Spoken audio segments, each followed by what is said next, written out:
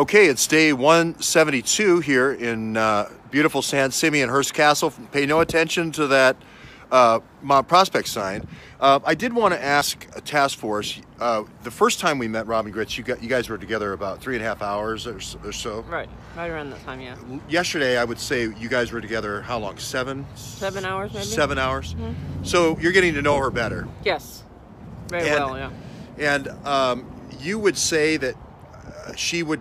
I mean, I heard the bullet. I heard you say the phrase, "I'd take a bullet for you." He would take a bullet for me. Mm-hmm. Is this something that, like, in the law enforcement community, whether you're federal or state, is that kind of like a handshake of some sort? Right. That's a that's a kind of a bonding or a knowingness that your partner or the people that your brothers in blue or girls or boys, doesn't matter, that you would stand in front of them and take the bullet for them because out of your love and respect for their service to their country. Would you say that lightly to someone?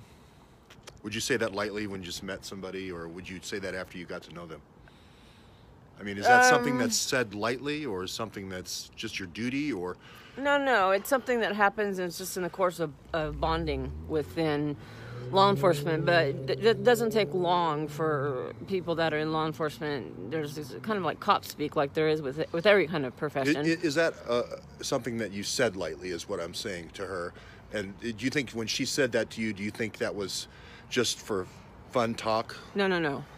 That means, what taking a bullet means is I have your back at all costs, and taking a bullet is a way to say, really that, at all costs. There is no limit to my willingness or, my willingness to protect you should you need protection. If her car broke down like it did yesterday, yeah, and when she was late at night, mm-hmm. let's say, trying to get home, would you help her in a situation? Right. I was going to turn around and go right back. I would not allow her to be stranded or anything like that. That's kind of a form of taking a bullet in some way. It's like, so it's more than just bravado. It's more of a bond, saying, yeah, I'll help you, like I would help you, a partner in a cop. Right, type but partner. Taking the bullet is the epitome. It's the last step. That's basically saying, like you would so say everything for your right. You would say for a lot of people would say this for their family. They would say this about their children. They would want them to go first or something.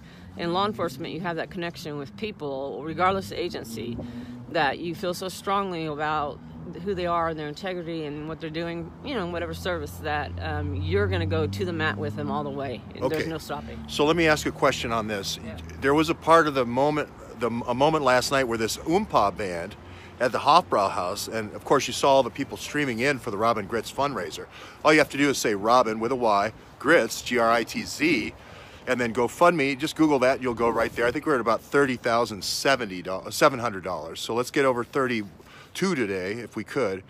But there was what you remember the part that I'm talking about where the Oompa band started playing the Star Spangled Banner?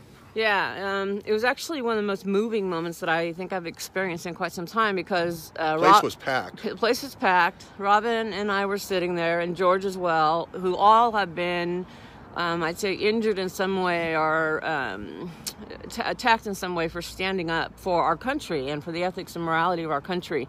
And the second the Star Spangled Banner came on, all of us immediately stood to our feet, put our hands on our chest, and began to sing the national anthem. And when you do that, even in spite of the fact of what has happened to us, you just can feel that, how much we love our country. It was very moving. Yeah. And all the people inside the business as well stood everybody up. stood up. Everyone stood I up. wouldn't want to have been in there with those waitresses with those paddles. Right. If you had not stood up. Right. I think there was definitely a price to pay if you didn't stand. Right. Anyway, that's the kind of the serious part of this. But I saw with Crowdsource of Truth, they said I had 79 or 80 subscribers in January 13th or 14th of last year. And I just checked it, one at random.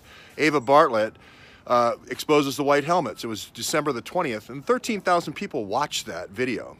So if I had 79 viewers and then 13,000 people watched Ava Bartlett exposes white helmets, good for me. And one of the transitions I want to make here from female law enforcement being just every bit as capable, or if not more, both at the state and federal level, is female journalists. So it got me thinking about Shifa Gardi, who died last year in early February for reporting on Syria. I can't remember the English journalist. Right off the bat, it begins with a WH. Of course, Sharina Shim and her mother. I made a promise to her mother that we were going to find out who killed Turkish intelligence, who in Turkish intelligence's organization killed her. And then it reminded me of this Sabiri. Sabiri, people don't know it. Think of I having an I saber. So that's how you spell it, I saber. Now this was a journalist. Now again, think of the timing. Hillary Clinton becomes the Secretary of State in January 2009, right? This is a gal who grew up, she's about 40 now, but she grew up as a journalist, North Dakota. She was Miss North Dakota. She goes to Iran in 2003 to get her second master's degree in Iranian studies. She's studying there. They revoke one press pass from her in 2006. They revoked the second one from the BBC in 2009. And she's held there now. She starts in April, she's going to be charged with 8 years for espionage, for holding classified information. Does that have anything to do with Jeffrey Sterling and the classified information regarding these centrifuges coming and going? Again, this is metadata. Robin Gritz's team is in Tehran and detained from going and investigating this. She starts a 101-day hunger strike.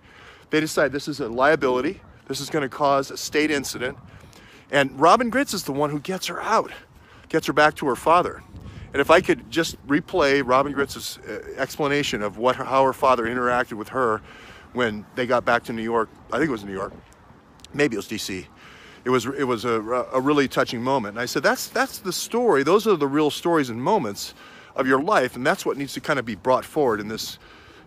People approach her about a book deal. I will never be a part of any. I will only help crowdsource the outline, crowdsource the storyboard, sourcing as far as sources and citations. Don't want a penny from Robin Gritz. I hope she knows that. So that is yet more data that says a longer form interview with Robin Gritz. We're going to do a Hands interview.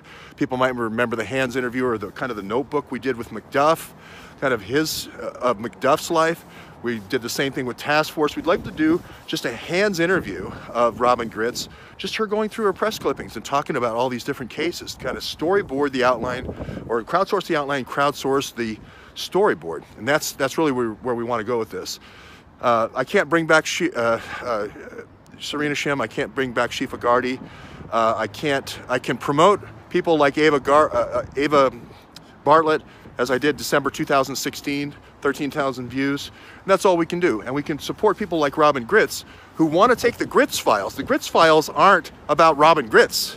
They're about these journalists that she saved. They're about all these things that are metadata to this potential thing of Uranium 1 and the Iran nuclear deal that were the big bookends of American history. The Uranium 1 deal starting in 2009, around that time with Cepheus, and then the Iran-Contra deal ending the deal in around summer 2015.